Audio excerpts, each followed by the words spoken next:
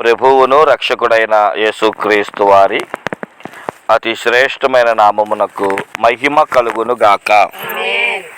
దేవుని కృప ఈ ఈదులగుంట ప్రాంతంలో ఈ మరొక శుక్రవారమును దేవాది దేవుడు అనుగ్రహించిన విధి విధానమును బట్టి రెండు చేతుల పైకెత్తి దేవునికి స్తోత్రం చెప్దాం. హల్లెలూయా. కొద్ది నిమిషాలు దేవుని వాక్యాన్ని మనము విందాము. ఈ పూట రూతు గ్రంథము, పాత నిబంధన గ్రంథము 222 రూతు గ్రంథము 4వ అధ్యాయం 11-12 వచనాలు. అందుకు ఓకే పెద్దలను మేము సాక్షులము, యెహోవా నీ ఇంటికి వచ్చిన ఆ స్త్రీని ఇశ్రాయేలీయుల వంశమును వర్ధిల్ల చేసిన రాహేలును పోలిన దానిగాను లేయాను పోలిన దానిగాను చేయునుగాక. ఎఫ్రాతాలో నీవు క్షేమాభివృద్ధి కలుగు చేయువాడువై గాక. యెహోవా ఈ యవ్వనురాలి వలన నీకు దయచేయు సంతానమును నీ కుటుంబమును తామారు యోధకు కనిన పెరేసు కుటుంబము వలె ఉండునుగాక అనిరి. ఆమేన్. చదవబడిన వాక్యాన్ని మనం ఒక పర్యాయం ఆగా ఆలోచిస్తే ఈ బైబిల్ గ్రంథం అంతట్లో 66 పుస్తకాలు ఉన్నాయి. అందులో మనం చూసిన వారమైతే 2 పుస్తకాలు మట్టిగా కేవలం స్త్రీల పేరు మీద, ఒకటి రూతు గ్రంథం, మొత్తం 4 అధ్యాయాలు కలిగిన పుస్తకం.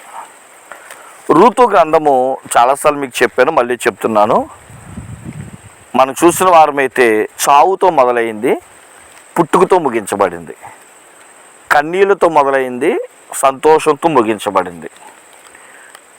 మనం చూసిన వారమైతే వివాహముతో ప్రారంభించబడి వివాహంతోనే ముగించబడింది అన్నమాట. ఈ రూతు గ్రంథాన్ని మనం చూసిన వారమైతే ఇప్పుడు ఇవన్నీ చెప్పడానికి సమయం లేదు, కానీ మీకు అర్థమైనట్లుగా ఇలా చెప్తాను. ఎలీమెలెకు అనే ఒక కుటుంబం ఉంది. అతని భార్య పేరు నయోమి. ఈ భార్య భర్తలు వాళ్ళు ఉంటున్న ఊరి పేరు బెత్లెహేం. వీళ్ళకి కరువు రాలా, ఆ ఊరిలో ఎవరికో వచ్చిందంట. అలాగా ఆ కరువు ఒకరి తర్వాత ఒకరు, అది పంట నష్టమో, ఆస్తి నష్టమో, ధాన్య నష్టమో, నష్టాలు చవి చూస్తున్నారు. ఈ కుటుంబంలో తమకు కూడా ఏమైనా కరువు వచ్చేస్తుందేమో అని అనుమానంతో వీళ్ళు మొత్తం ఉన్న ఇల్లునంతా వదిలేసి భార్యాభర్తలు వారికి ఇచ్చిన 2 కొడుకులు వెంట పెట్టుకొని దేవుడికి విరుద్ధమైన మోయాబు ప్రాంతానికి వెళ్తారు. వెళ్ళిన కొంతకాలానికి ఆ ఇంటి పెద్ద ఆయన చనిపోతాడు. పెద్దోడికి పెళ్లి చేస్తే కొన్ని కాలానికి పెద్దోడు చచ్చిపోతాడు. చిన్నోడికి పెళ్లి చేస్తే అక్కడ కొన్ని కాలానికి చిన్నోడు చచ్చిపోతాడు. ఒక్క మాటలో చెప్పాలంటే ఆ ఇంట్లో ఉన్న 3 మగవారు చచ్చిపోతారు. ఇక ఆ ఇల్లు పరిస్థితి ఒకసారి చూస్తే అత్తగారు, పెద్ద కోడలు, చిన్న కోడలు, 3 విధవరాళ్ళు ఆ ఇంట్లో ఉన్నారు. ఎక్కడి నుంచో సమాచారం వచ్చింది. అదేంటంటే ఏ ఊరి నుంచి అయితే విడిచిపెట్టారో 6 సంవత్సరాల తర్వాత దేవుడు మళ్ళీ ఆ ప్రాంతాన్ని దీవించాడంట. కాబట్టి రావాలనుకుంటే రావచ్చు అన్న సమాచారం వినగానే అమ్మయ్య అని చెప్పి తన పెట్టిన సర్దుపరుచుకుంటుంది అత్తయ్య గారు. ఈ లోపు పెద్ద కోళ్ళు చిన్న కోళ్ళు అడిగారు, ఏంటి అత్తయ్య మేము కూడా పెట్టులు సర్దుకోమా అంటే, కాళ్ళకు కాదు పెద్ద కోళ్ళ, నువ్వు ఇంకా యవనస్తురాలువే, ఇంకా నీకు ఆకుపచ్చ ఇంచుమించు చెప్పాలంటే 1 సంవత్సరం కూడా కాలేదు మీకు పెళ్ళయ్యి, లేదా ఎక్కువ కాలం కూడా కాలేదు, మీరు పుట్టింటికి వెళ్ళిపోండి, వాళ్ళు మళ్ళీ మీకు పెళ్లి చేస్తారు, మీరు సంతోషంగా బతకండి. రెండో కోడలు సరే, పెద్ద కోళ్ళు అలా అనగానే సరే అత్తయ్య నీ ఇష్టం అని చెప్పి పెద్ద కోళ్ళు వెళ్ళిపోయింది. కానీ చిన్న కోళ్ళు మట్టిగా లేదు నేను నిన్ను విడిచిపెట్టను, దేవుడిచ్చిన అత్తగారు నువ్వు అన్నట్టుగా ఆమె వెంట పడడం మొదలెట్టింది. ఎలాగోలాగా పెద్ద కోళ్ళు వెళ్ళిపోయినా చిన్న కోళ్ళ మట్టిగా ఏ ఊరైతే అత్తగారు వెళ్తున్నారో ఆ ఊరు పొలిమేర దాకా కూడా వచ్చేసింది. ఇక అత్తగారు అలా కాదమ్మా, నేను మళ్ళీ బిడ్డను కని వాడిని పెద్దోడిని చేసి నీకు ఇచ్చేదాకా కూడా కరెక్ట్ కాదు. నువ్వు వెళ్ళిపో మీ అమ్మాళ్ళ ఇంటికి అంటే, నీ ప్రజలే నా ప్రజలు, నువ్వున్న చోట నేను ఉంటాను, నీ దేవుడే నా దేవుడు, మన ఇద్దరిని వేరు చేయాలంటే మరణమే తప్ప ఇంకోటి వేరు చేయకూడదు అన్నప్పుడు, సరే నీ ఇష్టం అని చెప్పి ఆ ఊరిలో ప్రవేశిస్తూ ఉంటే, అట్టా బాగున్నావా, ఎవరు ఆమెను అని అడిగినప్పుడు, ఈమె నా చిన్న కోడలు అని చెప్పి పరిచయం చేసింది. 6 సంవత్సరాల తర్వాత వచ్చిందేమో ఆ ఇల్లు సర్దుకొని, ఇక తింటాకి తిండి లేక ఏం చేద్దామని ఆలోచించుకొని అత్త కోళ్ళు ఇద్దరు, మనం వచ్చే సమయానికి కరెక్ట్గా కోతకాలం, ఊడుపులు ఉంటాయి కాబట్టి అవకాశం ఉంటే రేపొద్దున ఎవరిదో ఒక పొలానికి వెళ్ళి ఆ కోతల్లో నువ్వు కూడా పరిగి వదిలేస్తూ ఉంటారు కనుక పేదవారి కొరకు ఆ పరిగేరుకుందాం అని చెప్పి కోడలు ఆ పరిగేరుతూ అత్తను పోషించడం మొదలెట్టింది. ఇంత పరిగెడుతున్నావు కదా, ఎక్కడ ఏ పొలంలో పనిచేస్తున్నావు అని అత్తగారు అడిగితే, బోయాజు అని ఆయన పొలంలో పనిచేస్తున్నాను అనడం, ఆయన ఎవరో కాదు మనకి బంధువు వరుస అవుతాడు అని చెప్పడం. ఆ కోతకాలం అయిపోయిన తరువాత కుప్పలు నూర్చి ఆ బస్తాలకి ఎత్తే సమయంలో ఆ కళ్ళెము దగ్గర, అతడు ఇంకా వివాహం చేసుకోలేదు, అతడికి నీకు ఇచ్చి వివాహం చేస్తాను, నువ్వు పని చేయని చెప్పి స్నానం చేయించి నూనె రాయించి ఆ కళ్ళెము దగ్గర ఉన్న ఆ బోయాజు దగ్గరికి తన కోడలు పంపించడం. ఆయన పాదాల దగ్గర పడుకొని తెల్లవారు ఆయన చూసేటప్పటికి, అమ్మ ఏంటి ఇక్కడ ఉన్నావంటే, ఇలాగ నా పరిస్థితి చెప్పినప్పుడు నేను వివాహం చేసుకుంటాను కానీ మనకు ఒక బంధుధర్మం ఉంది కాబట్టి ఆయన ఇల్లు అడుగుదాం అని చెప్పడం. ఆయన కాదనేటప్పటికీ తర్వాత వరుస బోయాజు రావడం, వివాహానికి సిద్ధపడ్డారు. ఈ వివాహానికి సిద్ధపడుతున్న సమయంలో ఊరి పెద్దల సాక్ష్యం అనేది మనం చూస్తున్నాం. ఇంకో మాటలు చెప్పుకోవాలంటే, ఇందులో ఈ పుస్తకాన్ని తీర్మానాల పుస్తకం అని కూడా అంటారు. ఏ పుస్తకం అండి? మన డోక్రాలో రాస్తాం తీర్మానం ఎందుకు రాస్తాం చెప్పండి. అసలు మేము కూర్చున్నామండి, ఇలా చర్చించుకున్నాం, మేము అందరం అనుకొని ఓ నిర్ణయం తీసుకున్నాం అంటారు. అన్ని నిర్ణయాలే ఇక్కడ. ఏమంటే పెద్ద ఆయన ఎలిమిలేకి ఏం చేసుకున్నాడు, ఆయన నిర్ణయం ఊరు వదిలేసి వెళ్ళిపోతామని ఆయన నిర్ణయం తీసుకున్నాడు. నయోమి గారు దానికి సమ్మతించి ఆవిడ నిర్ణయం ఆవిడ తీసుకుంది. అత్తగారు ఏదో చెప్పారని ఇద్దరు కొడుకులు కూడా వారి నిర్ణయాలు వాళ్ళు తీసుకొని మోయాబు వాళ్ళని పెళ్లి చేసుకున్నారు. పెద్ద కోడలేమో ఆవిడ నిర్ణయం ఆవిడ తీసుకొని వెళ్ళిపోయింది. చిన్న కోడలేమో లేదు అత్త నీతో నేనుంటానని ఆవిడ నిర్ణయం ఆవిడ తీసుకుంది. ఆలోచించండి, బోయాజు గారు ఏమండి చక్కని యవనస్తుడు, ఆ ఊర్లో పలుకుబడి ఆయన నిర్ణయం తీసుకున్నాడు ఏమని, ఈ రూతుకు ఒక భవిష్యత్తు ఇవ్వాలని. ఇక 7వ చూస్తే ఈ పెద్దవాళ్ళు కూడా ఒక నిర్ణయం తీసుకున్నారు.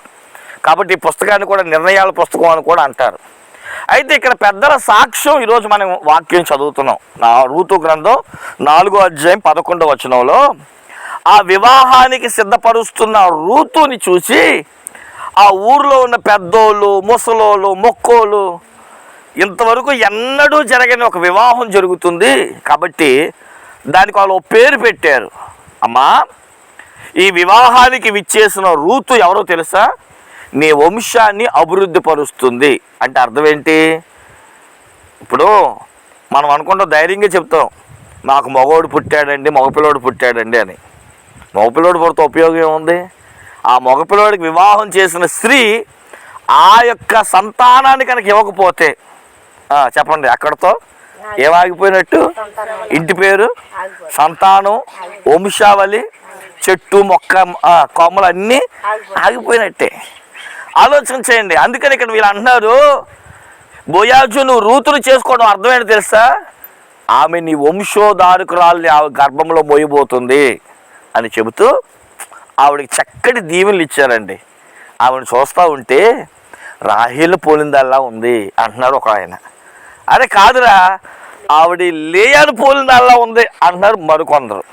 ఇంకొకరు ఏమన్నారు, తామారును చూపించి ఆ తామారు యొక్క సంతానాన్ని గురించి మాట్లాడుతున్నారు. ఇక్కడ 3 స్త్రీని లేదా 3 అనుభవాల్ని మన ముందు పెట్టారు. అసలు ఏంటి? ఈరోజు ప్రియులారా, మనకు ఒక కుటుంబం ఉంది, మనం కూడా ఒక కుటుంబానికి చెప్పండి, మీరు వంశాలు ఇచ్చారుగా, మీరు కూడా మీ భర్తలకి ఒక వంశాన్ని ఇచ్చారు. మన బిడ్డలకి ఒకవేళ ఇక్కడ వివాహం కాకపోయి ఉంటే, లేదా ఈ వర్తమానం ఆన్లైన్ ద్వారా విన్నవాళ్ళైనా మనం ఎవరుగా ఉండాలి అంటే రాహేలును ముందు పెట్టాడు. చెప్పండి ఎవరంట? రాహేలును పోలిందాల్లా ఉన్నారంట. ఎందుకు ఆ మాట అన్నారు? ఇంతకీ ఆ ఊరి పెద్దలు రాహేలులో ఏం చూశారు అని అంటే, చదవండి ఒకసారి ఆదికాండము.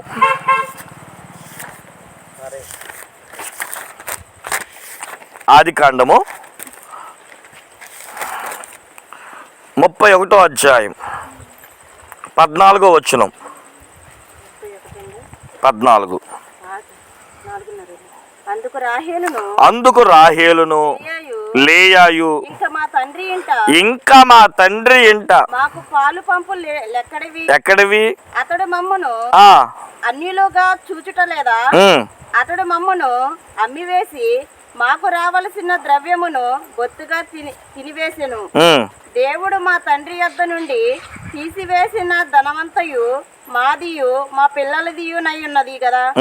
కాబట్టి దేవుడు నీతో చెప్పినట్లల్లా చేయుమని అతనికి ఉత్తరమియ్యగా, మనందరికీ తెలుసు యాకోబు తన తల్లిదండ్రులు విడిచి అన్నయ్య రావాల్సిన దీవెన తాను పొంది ఏమంటే లాబాను చెంతకు చేరాడు. ఈ లాబాను అన్న ఆయన చిన్నదానికి ఇచ్చి పెళ్లి చేస్తానని చెప్పి మోసం చేసి పెద్దదాన్ని, మరొక 7 సంవత్సరాలు కొలువైన తర్వాత చిన్నదాన్ని, మరొక 7 సంవత్సరాలు, మొత్తం 21 సంవత్సరాలు ఆ పెద్ద భార్యని చిన్న భార్యని ఆమె సంతానాన్ని అంతా చూసుకుంటూ 21 సంవత్సరాలు మామగారికి కొలువు చేశాడు, చాకరీ చేశాడు. ఒకరోజు మామగారు దేవుడు నాతో మాట్లాడాడు, తిరిగి నన్ను బేతేలకు రమ్మంటున్నాడు, మరి మీరు ఏమేమి ఇస్తారో అని అంటే, నీకు ఎత్తాకేమీ లేవు, ఒకవేళ ఏమైనా ఇవ్వాలనుకుంటే మచ్చ డాగు అన్నయ్య నెయ్యి అని చెప్పి దాన్ని ఏం చేస్తాడంటే రాత్రే దాన్ని అంతా కూడా దూరంగా తీసుకెళ్ళి కట్టేస్తాడు. ఆ జంగీసార్ నాలుతో ఏదో తనకు వచ్చిన ఆ కృప చేత, ఆ చూలు కట్టే విధానం చేత ఎలాగోలాగా యాకోబు తిప్పలబడి ఒక సంతానాన్ని పోగు చేసుకుంటాడు. ఇక పెద్ద భార్యని చిన్న భార్యని పిలిచి మీ నాన్న ఇలా చేశాడని చెప్పి మరి మీరు బయలుదేరతారా అని అంటే, ఈ చూడండి మొదట లేయా మాట్లాడాలి, కానీ అక్కడ మనం చూస్తే రాహేలు మొదటగా మాట్లాడిందంట. ఏమని మాట్లాడింది? అదేంటండి ఏమన్నారు? మనమైతే ఏమంటాం చెప్పండి? ఇన్ని సంవత్సరాలు మా నాన్న దగ్గర ఉంచు మమ్మల్ని, ఇప్పుడు తీసుకెళ్ళిపోతావు ఏంటి అంతా? అదేంటండి మీరు వివాహం చేసుకున్న తర్వాత మేమందరం నీ వారం, మీరు ఏది చెబితే అంటారు. మనం అసలు అంటారు అసలు? బైబిల్ ఏం చెప్తుంది? చదవండి 45వ కీర్తన 10వ వచనం. 45:10 కీర్తన.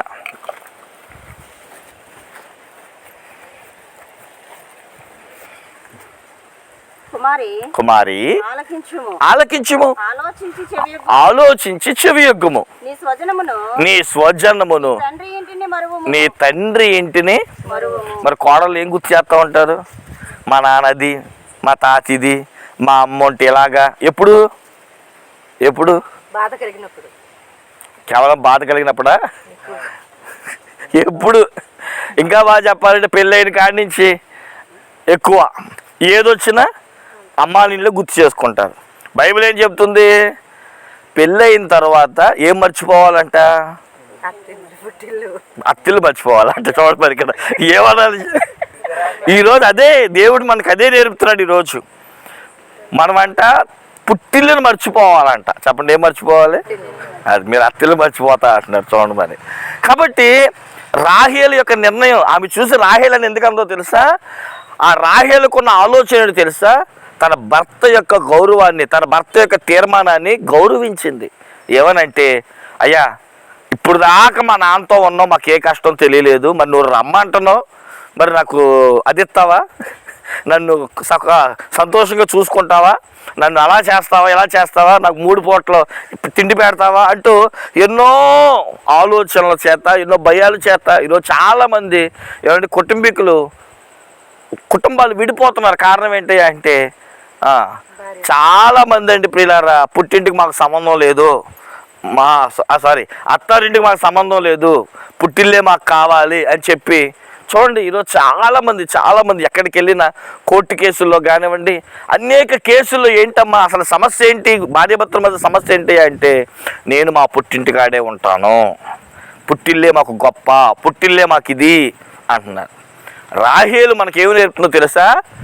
తండ్రి ఇంటిని మరిచి భర్తను గౌరవించి, భర్త ఎక్కడికి తీసుకెళ్తే అక్కడికి వెళ్తూ తన భర్తను గురించి అక్కడ ఇంకా చెప్పమంటారా? దాని కింద వచనాలు ఒకసారి చదవండి. రాహేలు చేసిన ఒక చిన్న పని మీ ముందు పెడతాను. 20వ వచనం చదవండి, 19, 20 వచనాలు. అదే అధ్యాయం 31, 19, 20. ఆదికాండం 31, 19, 20. లాబాను తన గొర్రెల బొచ్చులను కత్తిరించుటకు వెళ్ళి ఉండగా రాహేలు తన తండ్రి ఇంటనున్న గృహదేవతలను దొంగిల్లెను. ఇక్కడ ఆలోచన చేయండి ప్రియులారా, రాహేలు చేసిన మరొక పని ఏంటో తెలుసా? తన భర్తకు రావాల్సిన ఆస్తిని తానే పట్టుకొచ్చేసింది. చాలాసార్లు ఇక్కడ చాలామంది పొరపాటు పడుతూ ఉంటారు. రాహేలు ఎందుకండి గృహదేవతలు తీసుకొచ్చింది అని. అసలు ఆ రోజుల్లో మీకు బాగా చెప్పాలంటే చాలామంది ఏమంటారంటే చిన్నప్పటి నుంచి పూజించిందేమో అందుకే తెచ్చిందేమో అనుకుంటారు. కాదు, దానికి మరొక అర్థం ఒకవేళ అయ్యి ఉండొచ్చేమో కాక మనకు తెలియదు. కానీ నేను ఒకసారి వికీపీడియా మన గూగుల్లోకి వెళ్ళి సెర్చ్ చేస్తే నేను చదివింది ఏంటయ్యా అంటే, పూర్వపు దినాల్లోనంట ఇప్పుడు ఈ స్థలం ఉంది. ఈ స్థలం పేపర్లు రాలా, పెన్ను రాలా, ఏవి రాలా. మీకు బాగా తెలుసు ఉంటుంది. పాత పత్రాలు చూస్తే ఒక రేకు డబ్బా మీద కానీ దాని మీద ఏం చేసి ఉండేవాళ్ళు? పలానా ఆస్తి పలానా వారికి చెందిందని రేకు డబ్బాల మీద లేదంటే రాతి పలకల మీద రాసుకునేవారు. పూర్వ దినాల్లోనంట ఈ ఊరికి ఈ స్థలం అని చెప్పడానికి ఒక్కొక్క బిట్టుకి లేదా ఒక్కొక్క ప్రాంతానికి ఒక్కొక్క గృహదేవత బొమ్మను తయారు చేసుకొని ఆ గృహదేవత బొమ్మ వెనకాల ఏముండేదంట? పలానా చోట్ల మనమే మాట్లాడదాం, పలానా ఈదుల గుంటలో పలానా వారి యొక్క స్థలంలో ఇది పలానా వారికి చెందిందని చెప్పి వాళ్ళు ఏం చేసేవారంటే చేరాత రాసుకోలేక ఆ బొమ్మని ఇప్పుడు ఉదాహరణగా గోపి గారికి భారతి గారిని ఎత్తు అల్లుడి గారు కట్నంగా ఈ బొమ్మను ఉంచండి అని ఇచ్చేవారంట. అంటే ఏమి ఇచ్చారు? ఇప్పుడు ఆస్తిని ఇచ్చారు. ఎలాగా? ఆ బొమ్మని ఇస్తూ ఈ బొమ్మ ద్వారా ఏముంది? పలానా ఆస్తి మీకు చెందుతుంది. ఎవరైనా మిమ్మల్ని ఈ ఆస్తికి పత్రం ఏది లేదా ఈ ఆస్తికి ప్రూఫ్ ఏంటి అంటే ఏం చూపించాలి? అది కాబట్టి ఇప్పుడు రాహేలు ఏం పట్టుకొచ్చింది? తన భర్త 21 సంవత్సరాలు కష్టపడితే తండ్రి మోసం చేస్తే చెప్పండి ఏం చేసింది? తన ఆస్తి తను దక్కించుకోవడానికి తన భర్తకు రావాల్సిన ఆస్తిని తను సంపాదించింది. ఇప్పుడు మనం పుట్టింటికని తెస్తున్నామా, అత్తరింటికని చెప్తున్నామా? అది మీకే తెలియాలి. రాహేలు తన భర్తను ఎంత ప్రేమించిందంటే నా భర్తకు రావాల్సిన ఆస్తి నా తండ్రి దగ్గర నుంచి నేను తెచ్చుకోవాలి. ఈరోజు చాలామంది ఏమనుకుంటారంటే అన్నీ మా అమ్మకు పెట్టేయాలి. తప్పు కాదు, నేను కన్నందుకు ప్రేమించి పెట్టాలి. కానీ చివరి కాలం బతికేది మీ అమ్మతో కాదు, మరి ఎవరితో? భర్త. కాబట్టి ఏదైనా సరే భర్త మా అనుకోవచ్చు అప్పుడు తీసుకెళ్ళి ఇవ్వండి, కానీ నీకు రావాల్సింది నీ భర్తకి చెందాల్సిన బట్టిగా అక్కడ ఉంచడం తప్పు. కాబట్టి గమనించండి ప్రియులారా, రాహేలు నుండి మనం నేర్చుకునేది ఏంటి అంటే, ఒకటి పుట్టింటిని మరిచి తన భర్తకు దగ్గరగా ఉంటూ తన భర్తను పెద్ద చేస్తూ తన భర్తకు తన ఆస్తిని దక్కేటట్లు చేస్తూ. ఈరోజు కూడా ఉండగా చాలాసార్లు కుమార్తెల ఆస్తి కూడా అల్లులకు చెందుతున్న ఒక రాజ్యాంగం కూడా వచ్చేసింది. కాబట్టి గమనించండి ప్రియులారా, కూతుర్లకు కూడా ఆస్తి ఇవ్వాలి. ఒకప్పుడైతే కూతుర్లకి పెళ్లి చేసి పంపించేస్తాం కదా, ఆస్తి ఇవ్వక్కర్లేదు అనుకునేవాళ్ళు. కానీ మనకు సుప్రీంకోర్టు కూడా కూతుర్లకు కూడా ఏమొస్తుందంట? ఆస్తి వస్తుంది అని రాయడం జరిగింది. కాబట్టి ఒకవేళ కూతుర్లు ఎవరైనా ఉంటే ఆ ఆస్తి మా అమ్మది మా నాన్నది అనుకోకుండా నాకు భర్త ఉన్నాడు కనుక నా భర్తకి చెందాలి అని భర్తను ఎప్పుడు కూడా ఏం చేయాలనుకుంటుందంటే ఉన్నతంగా ఉంచాలి అని ఆలోచన రాహేలుకు ఉందంట. కాబట్టి ఆ చూసిన వాళ్ళందరూ కూడా బోయాజు ఆస్తుపరుడే, కానీ ఈమె రూతు అనే ఆమె రాహేలుకు తగినట్లుగా రాహేలు ఎలాగైతే తన భర్తను గణపరిచిందో ఈ రూతు కూడా రానున్న రోజుల్లో తన భర్తను ఏం చేస్తుందంటే ఉన్నతంగా ఉంచుతుంది. చదవండి ఒకసారి సామెతల గ్రంథం 31వ అధ్యాయం. సామెతల గ్రంథం 31వ అధ్యాయం. మీరు ఇంటికి లేక 10వ వచనం కానించి మొదలు పెట్టండి. ఒక నిజమైన భార్య ఎలా ఉండాలి అని మీకు ఒకవేళ అనిపిస్తే ఒకవేళ ఇక్కడ పెళ్లి కానోళ్ళు ఎవరైనా ఉంటే నిజంగా కోడలు ఎలా ఉండాలి అనుకుంటే ఈ సామెతల గ్రంథం 31వ అధ్యాయం మీ కోడలు చేత చదివించుకోండి. నాకు మట్టికి మీరు ఏం చేస్తారంటే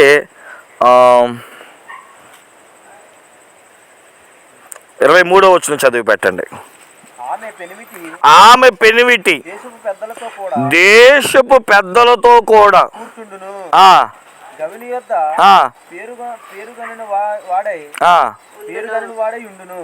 ఈ రోజుల్లో ఎక్కడ తేడా వచ్చిందో తెలుసా? ఎవరైనా పెద్ద మనిషి ఇంటికి వచ్చారనుకోండి, మీకేం తెలియదు, నువ్వు కూర్చోండి నేను వెళ్ళి మాట్లాడతా అంటారు. మనం ఎవరు, నేను మగవాళ్ళని చెప్పట్లేదు, జరిగిన సంఘటనే చెప్తున్నా. ఎవరు వెళ్ళి మాట్లాడాలి వాస్తవంగా చెప్పండి? ఒకవేళ నీ భర్తకు మాట్లాడడం రాకపోయినా గుర్తుపెట్టుకోండి, బైబిల్ చెప్తున్న మాట ఏంటంటే భర్తను ముందు పెట్టి మనం వెనకాల మాట్లాడాలి. చెప్పండి, ఎవరిని ముందు పెట్టాలి? భర్తను ముందు పెట్టి మనం మాట్లాడాలి. అంతేగాని నీకేం తెలియదయ్యా నువ్వు కూర్చో అంటే అక్కడ మన భర్తను మనమే అవమానపరిచినట్టు అవుతాం. ఇక్కడ బైబిల్ ఏం చెప్తుందంటే నిజమైన భార్య అంట తన భర్త ఎక్కడ కూర్చోవాలని చూస్తుందంటే ఆ గ్రామంలో ఉన్న ఆ దేశంలో ఉన్న పెద్దల దగ్గర కూర్చొని నా భర్త కూడా వాళ్ళతో చర్చించి అంత ఉన్నతమైన స్థాయికి రావాలంటే ఎవరికి అవకాశం ఇవ్వాలంటే భర్తకే అవకాశం ఇవ్వాలి. రాహేలు తన భర్తకి ఏమి ఇచ్చిందంటే అవకాశం ఇచ్చింది. కాబట్టి ఆమె ఆ వివాహంలోనంట ఆ రూతు బోయాజి వివాహంలో ఊరు పెద్దలు అంటున్నారు, అయ్యా ఆమె గుణగణాలు మేము చూసాము, ఆమె రాహేలు పోలిన దానిగా కనబడుతుంది అన్నాడు. ఇక రెండో పేరు ఎత్తారు, ఆవిడెవరంట?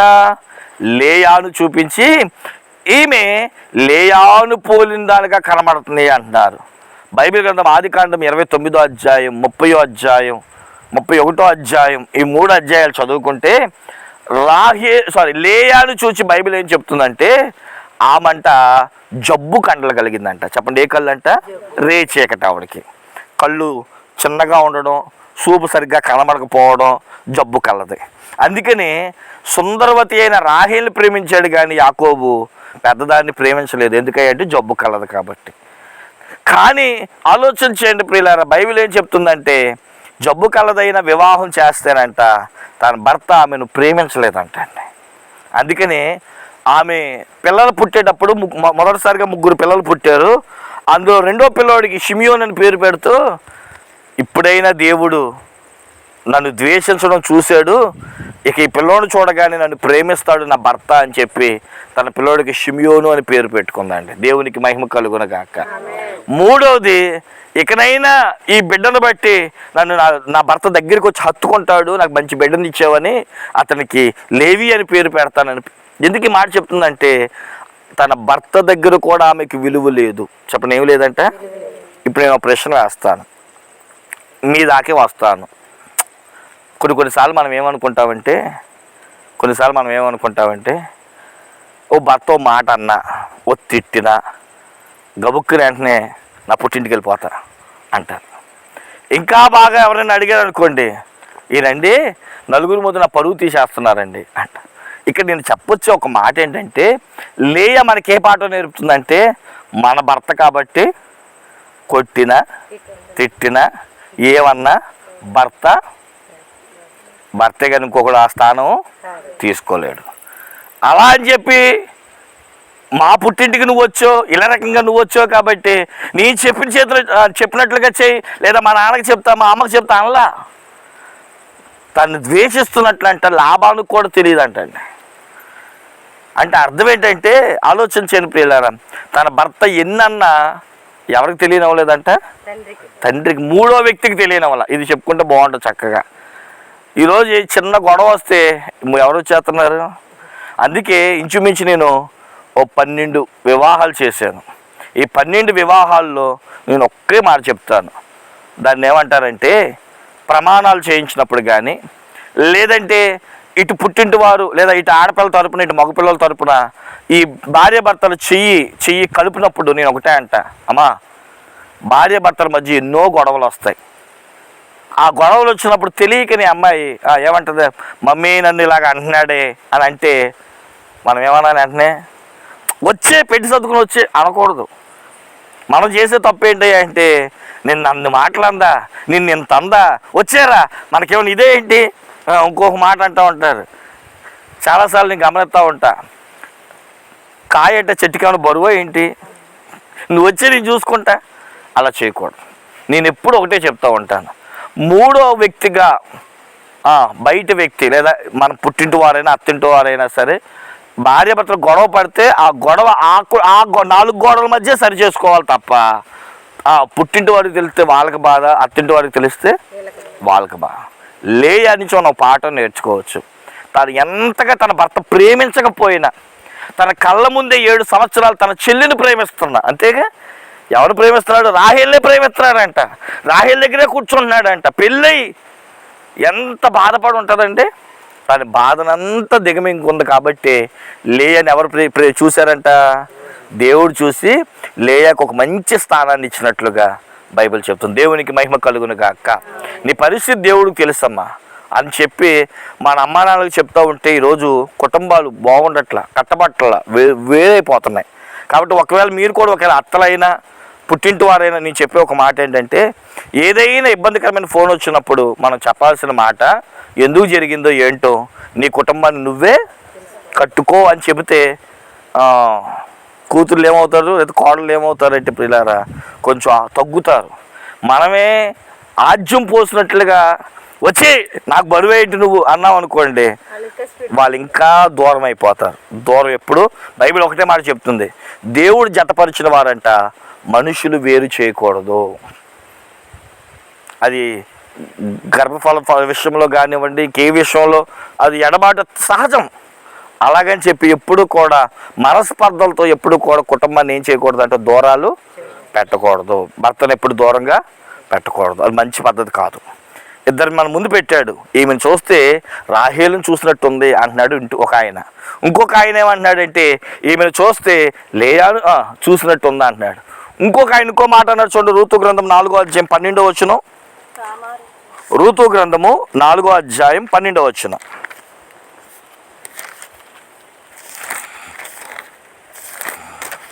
ఎఫ్రాతాలో నీవు క్షేమాభివృద్ధి కలిగిన వాడవై బెత్లెహేంలో నీవు ఖ్యాతి నొందుదువు గాక. యెహోవా ఈ యవ్వనిరాలు వలన నీకు దయచేయు సంతానమును నీ కుటుంబమును తామారు యూదాకు కనిన పెరేసు కుటుంబం వలె ఉండును గాక అనిరి. ఎప్పుడైనా ఈ పేరేసుని గురించి విన్నారా? తామారు యోధ ఎవరు అని బైబిల్ అడిగితే తామారు కోడలు, యోధ మామగారు. చదవండి ఆదికాండము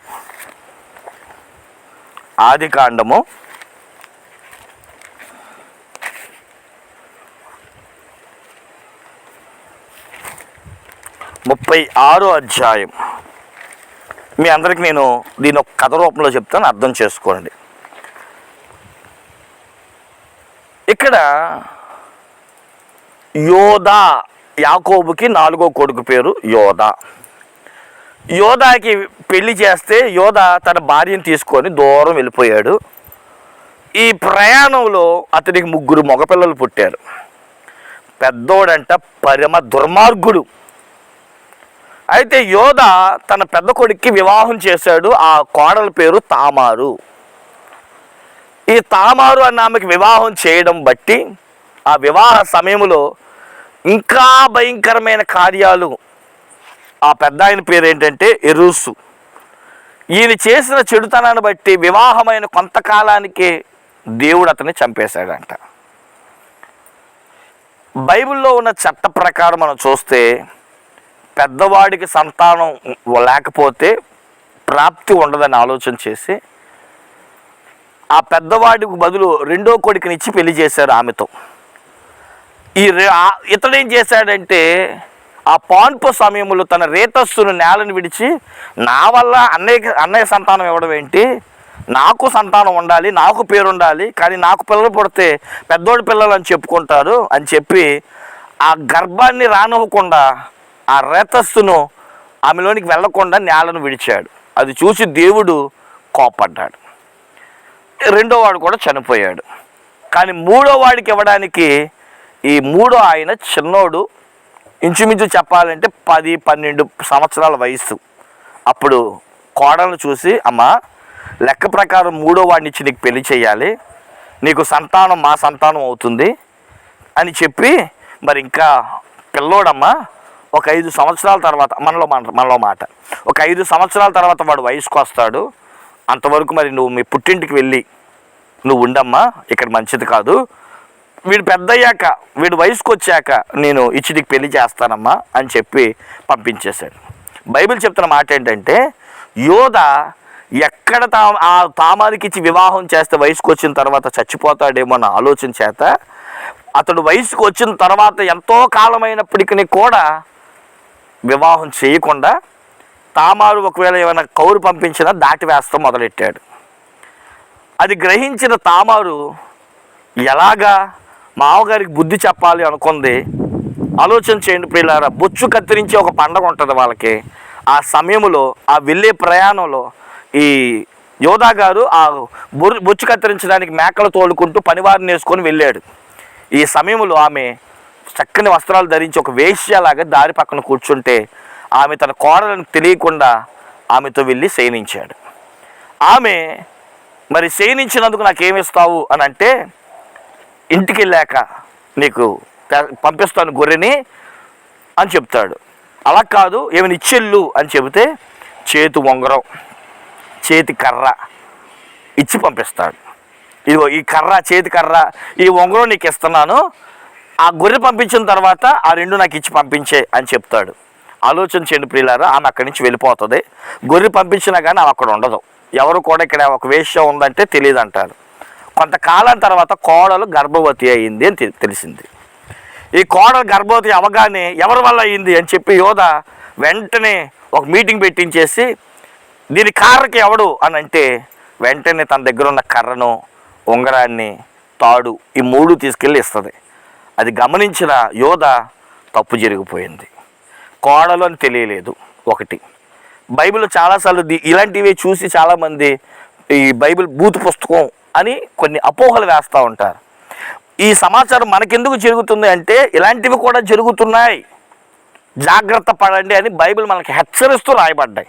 అంతేగాని దీన్ని చూసి నడవమని కాదు. కొన్నిసార్లు బైబిల్ కొన్ని హెచ్చరికలు కూడా నీకు తెలియాలి అని రాయడం జరిగింది. అయితే బైబిల్లో మాట ఉంది, అదేంటంటే యాకోబు రాసిన పత్రికలో ఉంటుంది. అదేంటంటే తామారు చేసిన పని కరెక్ట్ పని. అదేంటయ్యా అంటే, అది మామగారికి బుద్ధి చెప్పడానికి ఆ పని చేసింది. కానీ యోధా కూడా, దేవుడు కూడా సాక్ష్యం ఇచ్చాడు, తామారు చేసింది యథార్థమైన పని, ఆమె ఏ పాపము ఎరగనది అని. అయితే ఇప్పుడు ఈ సంతానం ఎవరి సంతానం అనాలి? అందుకని ఆమెకు 2 మగపిల్లలు పుట్టారు. ఆ 2 మగపిల్లవాడిలో మొదటి వాడి పేరేంటంటే పేరాసు. ఇక్కడ చిన్న కథ చాలా బాగుంటుంది. అదేంటంటే, ఈ తామారు అన్న ఆమె గర్భవతి అయినప్పుడు ఆమె గర్భంలో నుంచి ఒక చెయ్యి బయటకు వస్తుంది. అక్కడ ఉన్న మంత్రసాని వీడు పెద్దోడు అని చెప్పి ఆడికి తాడు కట్టిద్ది. ఆడు వెనక్కి చేయి లాగేసుకుంటాడు. ఈ తాడు కట్టినోడు మొదలు రాడు, ఆడిని తోసి ఆడిని వెనక్కి లాగి ఇంకోడు బయటకు వస్తాడు. ఆ వచ్చిన వ్యక్తి పేరే పేరాసు. చూడండి అక్కడ చక్కని మాట, మనము ఆదికాండము 38వ అధ్యాయము మీరు ఇంటికి వెళ్ళాక 25వ వచనం కానీ చదువుకోండి. నాకు ఇప్పుడు మట్టిగా 29వ వచనం కానీ చదివి పెట్టండి. 9. అతడు తన చేయి వెనుకకు తీసినప్పుడు అతని సహోదరుడు బయటికి వచ్చెను. అప్పుడు ఆమె ఈవేళ వేధించుకొని వచ్చితివనెను. అందుచేత అతనికి పెరేసు అని పేరు పెట్టబడెను. అంటే పేరేసు అనగా అర్థం ఏంటంటే భేదము అని అర్థం అన్నమాట. మరి అక్కడున్న ప్రజలు, ఆ రూతు గ్రంథంలో ఉన్న పెద్దలు ఆ రూతును చూసి ఏమంటున్నారు తెలుసా? అమ్మా, యోధాకి తామారుకు పుట్టిన పేరేసు కుటుంబం వల్లే మీరు దీవించబడుదురు గాక అని అంటున్నారు. అంటే అర్థం ఏంటంటే, ఈ పేరేసు అనే వ్యక్తికి అసలైన అర్థం భేదము అని అర్థం, సందు చేసుకునుట అర్థం. అడ్డంకులు అందరికీ ఉంటాయి. చెప్పండి, ఏముంటాయంట? అడ్డంకులు అందరికీ ఉంటాయి. ఈ పేరేసుని గురించి చెప్పడానికి అలవేంటో తెలుసా? తనకంటే పుట్టేవాడు ఒకడు ఉన్నప్పటికీ కూడా వాడిని వెనక్కి తోసి తాను ముందుకు రావడానికి సహ విధాల ప్రయత్నించి ఎట్టకేలకు ముందుకు వచ్చాడు. బైబిల్ గ్రంథంలో యెషయా గ్రంథం 59వ అధ్యాయం 1వ వచనంలో దేవునికి మనకి ఎన్నో అడ్డంకులు ఉన్నాయి. చాలామంది ఆ అడ్డంకులు చూసి ఆగిపోతున్నారు. ఆ అడ్డంకి పేరే పాపము. ముందుకు రాలేకపోతున్నారు, ఏ పని చేయలేకపోతున్నారు. పేరేసు ఒక మాట చెప్తున్నాడు, మనకి మనమే భేదాన్ని కలిగించుకోవాలి, అడ్డులు తొలగించుకోవాలి. ఎలా? నోటితో పాపాన్ని ఒప్పుకుంటూ ప్రభువుని మనస్ఫూర్తిగా అంగీకరించి, ఎవరైతే నోటితో ప్రభువుని అంగీకరిస్తారో బైబిల్ చెప్తున్న మాట ఏంటో తెలుసా? వారి జీవితంలో ప్రతి అడ్డంకులు తొలగిపోతాయి. మొదటి అనుభవం ఏంటో తెలుసా? ఈ పేరేసు కుటుంబం ద్వారా మనం నేర్చుకోవాల్సింది ఏంటంటే, అంబానీ కుటుంబంలో పుట్టిన, ధనవంతుడి కుటుంబంలో పుట్టిన కష్టాలు ఉండవా? సమస్య ఉండదా? ఆర్థిక ఇబ్బంది ఉండదా? మనమేమంటాం, నీదాకే, నిన్ను చేసుకొని నాకు ఈ తిప్పలు, నిన్ను కట్టుకున్న తర్వాత నాకు ఈ బాధలు అంటూ ఉంటారు కొంతమంది. ఆ ఆటంకాలు అన్నీ వస్తాయి. నిజమైన భార్య, బైబిల్ సామెతల గ్రంథం 14:1 ఏంటి చెప్పండి? అది ఆడవాళ్ళు చెప్పడం అండి. గుణవతి అయిన భార్య దొరకడం అరుదు అని అన్నారు. గుణంగా ఆలోచించాలి ఎప్పుడు కూడా. ఆలోచించేది ప్రియులారా, ఈరోజు ఎందుకు పరిశుద్ధ ఆత్మదేవుడి మాటలు చెప్పమన్నాడు మీతో? ఎందుకు అని అంటే ప్రియులారా, ఆలోచించేది. ఒక నిజమైన గుణవతి అయిన భార్య చాలా తెలివిగా ఆలోచిస్తుంది. ఒక రోజంట ఆ భర్త జోబులో 10 రూపాయలు ఉన్నాయి. ఈ 10 రూపాయలతో భార్య 3 సరుకులు చెప్పిందంట. ఎన్ని చెప్పింది? ఏమండి, ఇంట్లో కూర లేదు, కూర తీసుకురా. ఎంత? 10 రూపాయలతో ఇంట్లోకి ఏం కావాలి? కూర తీసుకురా. రెండోది, చుట్టాలు వస్తున్నారంట, ఇల్లంతా బోసిపోయినట్టుంది, ఏదైనా 2 పువ్వులు షోకేసులో పెట్టడానికి లేదా ఈ ప్లాస్కోలో పెట్టడానికి అలంకరంగా ఉండడానికి పువ్వులు తీసుకురా. మూడోది, నా బ్యాగ్ తగిలించుకునే బ్యాగ్ తెగిపోయింది, దానికి కావాల్సిన నారు తీసుకురా అని చెప్పిందంట. ఎంతలో? ఈ భర్త ఊరంతా తిరిగి ఏం కొనాలి ఈ 10 రూపాయలతో, నా వల్ల కావట్లేదే, నువ్వే తెచ్చుకో అని భార్య చేతిలో 10 రూపాయలు పెడతానంట. ఈ తెలివైన గుణవతైన భార్య అంట, ఏమండి, సాయంకాల సమయమున ఆ మార్కెట్కి వెళ్ళి ఏమండి గోంగూర కట్ట కొనుక్కొచ్చిందంట. చెప్పండి, ఏం కొనుక్కొచ్చింది? గోంగూర కట్ట తీసుకొచ్చిందంట. ఆ ఆకులతో కూర చేసింది. ఏమండి, గోంగూర ముదురు ఉంటాయి కదా, అక్కడ పువ్వులు పోస్తాయి. ఆ పువ్వులనంట ఇందులో పెట్టింది. అలాగే ఆ గోంగూర కాడలనంట ఏం చేసిందంటే నారుగా చేసిందంట. ఎందుకు ఈ మాట చెప్తున్నానంటే, ఇదే 10 రూపాయలు భర్తకి ఇచ్చాడు. అవలా ఇంకా బైబిల్ చెప్పమంటారా? ఏమంట లాస్ట్లో వెళ్ళి కూరగాయల వాళ్ళని దాన్ని గీకి బేరవాడితే 5 రూపాయలకి ఇచ్చాడంట కట్ట. ముదిరిపోయిన కట్ట ఏరుకొచ్చిందంట. కానీ ఆకుతో కూర, నారుతో తనకు అవసరాలు, పువ్వులతో అలంకరణ. అది అందరికీ కష్టాలు ఉంటాయి, ఇబ్బందులు ఉంటాయి. తెలివిగా పనిచేయాలి తప్ప కోపముతోనూ ద్వేషంగాను ఏది చేయలేం. ఏదైనా నెట్టికి రావాలి అంటే సాత్వికము, ఓర్పు అనేది చాలా అవసరం. ఓర్పుతోనే బైబిల్ అంటుంది ఏదైనా సాధించగలము. పేరేసు ఓర్పు గలవాడు.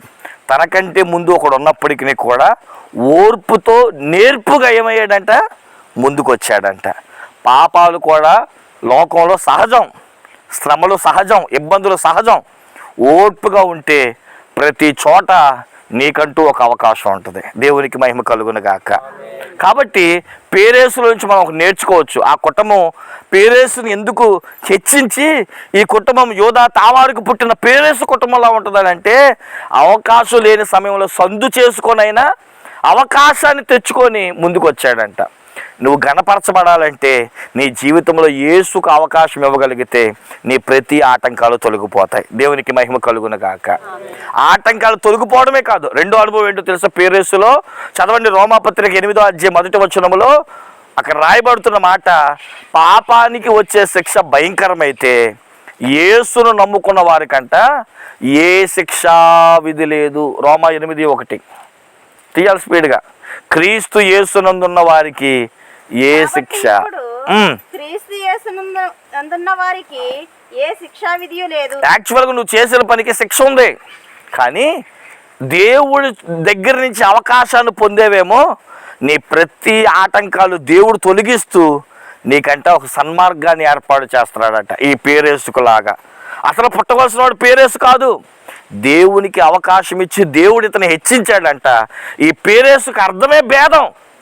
ఎలాంటి భేదం కలగజేశాడు తెలుసా? బైబిల్లో ఒక మాట ఉంది భేదాన్ని గురించి, రోమా 3:23. ఏ భేదము లేదు, మనుషులందరూ పాపం చేసి దేవుడు అనుగ్రహించు మహిమను కోల్పోతున్నారు. మనమందరం దేవుని మహిమను కోల్పోతూ ఉంటే పేరేసు ఓర్పుతో నోటితో పాపాన్ని ఒప్పుకుంటూ దేవుని దగ్గర ఒక మార్గాన్ని తెచ్చుకున్నాడంట. అదేంటో తెలుసా? ఎంతటి వాడికైనా ఏ శిక్ష లేదు. యేసు నమ్ముకున్న వాడికి, నోటితో పాపాలు ఒప్పుకున్న వాడికి దేవుడు ఒక గొప్ప సన్మార్గం ఇచ్చాడు. ఎంతటి వారికైనా సరే శిక్షా విధి లేకుండా. ఇక మూడో అనుభవం కూడా చెప్పుకోవచ్చు. ఈ పేరేసు ఎలాంటి గొప్పవాడయ్యా అంటే, మన బైబిల్ చరిత్ర చెబుతుంది, క్రీస్తును అంగీకరించి క్రీస్తు ద్వారా ఓర్పుతో నేర్పుతో ఒక ఆటంకాన్ని తొలగించుకొని బయటకు వచ్చాడేమో. ప్రతి ఆటంకాలు జయించుటకు అతడు రెండవ మరణాన్ని కూడా తప్పించుకున్నాడు. చెప్పండి, ఏం తప్పించుకున్నాడు? తన పేరు జీవగ్రంథంలో రాసేంతగా. ఇప్పుడు పేరేసు పేరు ఎక్కడుంది? బైబిల్ పుస్తకంలో ఉంది. చెప్పండి, ఎందులో ఉంది? ఈరోజు పేరేసు గురించి పెద్ద చరిత్ర లేదు. ఆయన గురించి చెప్పినప్పుడు కడుపులో ఉన్నప్పుడు జరిగిన ఒక సంఘటనే మనం గుర్తు చేసుకుంటున్నాం. ఏమని? తన అన్నను వెనక్కలాగైనా సరే ముందుకొచ్చి ఒక దారిని ఏర్పాటు చేసుకున్నాడు, ఒక అవకాశాన్ని ఏర్పాటు చేసుకున్నాడు, ఒక అనుభవాన్ని ఏర్పాటు చేసుకున్నాడు. మనకు కూడా ఆటంకాలు అనేక ఉంటాయి. భర్త వల్ల, బిడ్డల వల్ల, భర్త వల్ల క్రీస్తుని అంగీకరించడానికి, నువ్వు నిజంగా క్రీస్తుని అంగీకరించడానికి నీ ఓర్పుతో కూర్చుంటే ఒక రోజున దేవుణ్ణి విశ్వసించే గొప్ప రక్షణ మనకు వస్తుంది. క్రీస్తు నమ్ముకొని బాప్తీసం పొందే రక్షణ, ఏ శిక్ష విధి లేకుండా ఉంటాం. మూడవది, ఆయన నమ్మి బాప్తీసం పొంది ఆయన మార్గం రెండవ మరణము మనకి సంభవింపకుండా జీవగ్రంథంలో మన పేరు దక్కించుకుంటాం. అక్కడ ఆ ఊరి పెద్దలు అందరూ అంటున్నారు, ఈ రూతు చాలా తెలివైంది. యాక్చువల్గా మోయాబు దేశస్థులు యోధా వారితో జత కట్టడం కష్టం, ఇశ్రాయేలీలతో జత కట్టడం కష్టం. కానీ ఏం ఏర్పాటు చేసుకుందండి? ఒక దారిని ఏర్పాటు చేసుకుంది. ఈమె మోయాబు అంటే అన్యురాలని అర్థం.